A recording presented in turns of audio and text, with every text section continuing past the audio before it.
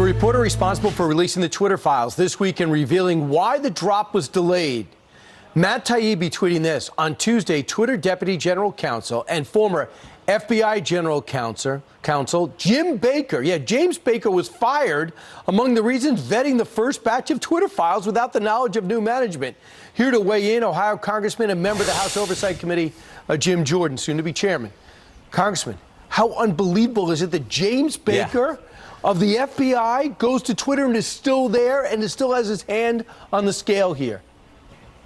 Yeah, well, even last weekend, I guess he's still looking at the emails that are going to Taibbi and that are going out to the public. So talk about the fox watching the hen house here. I mean, come on. So remember, this guy was the chief counsel at the FBI 2016, 2017, when they were spying on President Trump's campaign and President Trump. And then, of course, he goes to Twitter, and he's the counsel who's making the decision. Oh, it's reasonable to assume that the Hunter Biden story, just days before the most important election we have, it's reasonable to assume, he said, that that's a hack and leak operation from the Russians, and which we knew wasn't. And then, of course, now he's doing this over last week, and then, of course, he was fired yesterday. So this just shows big tech, big media, big government working together to keep information from we the people. That's the problem. And what I'm committed to doing, what the members of the Republican members on the Judiciary are committed to do, is get into the FBI's role in all this. Those weekly briefings they were doing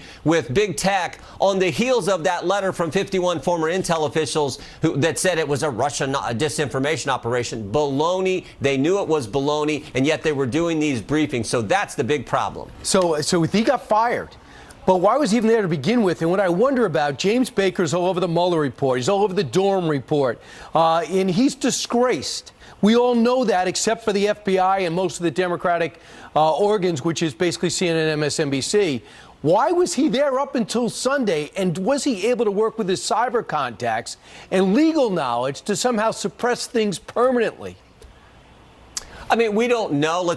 We hope not. We want to get all the facts out there, because the more the facts gets out there, the better we have, a better chance we have of making sure this doesn't happen in the future. But you're exactly right. This Jim Baker's all over everything. He's the one that Zussman came to initially with the file on the Alpha Bank, which was a bunch of garbage. He personally knew Zussman. Zussman was Hillary Clinton's lawyer. He's all over the Durham investigation. So, yeah, this guy's got connections throughout this. We'll just have to wait and see what Barry Weiss and others uncover and what Elon Musk continues to release. And Jim, when they come out, Matt Taibbi says he doesn't see any government involved with the Twitter and the New York Post story and account being frozen and the laptop being looked at as Russian disinformation. No government involvement. Can you echo that?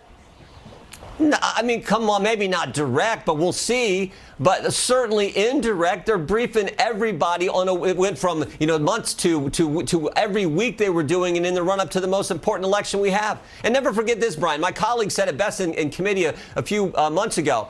But when is the FBI just going to stay out of elections? In 2016, they spied on President Trump's campaign. 2018 was the Mueller investigation. 2020, they were doing these briefings to suppress the Hunter Biden story that led to the suppression of the Hunter Biden story. 2022, 91 days before the election, they raid President Trump's home. And then a couple weeks ago, 3 days after President Trump announces he's running for the White House in 2024, they name a special counsel who's going to harass him for the next 2 years.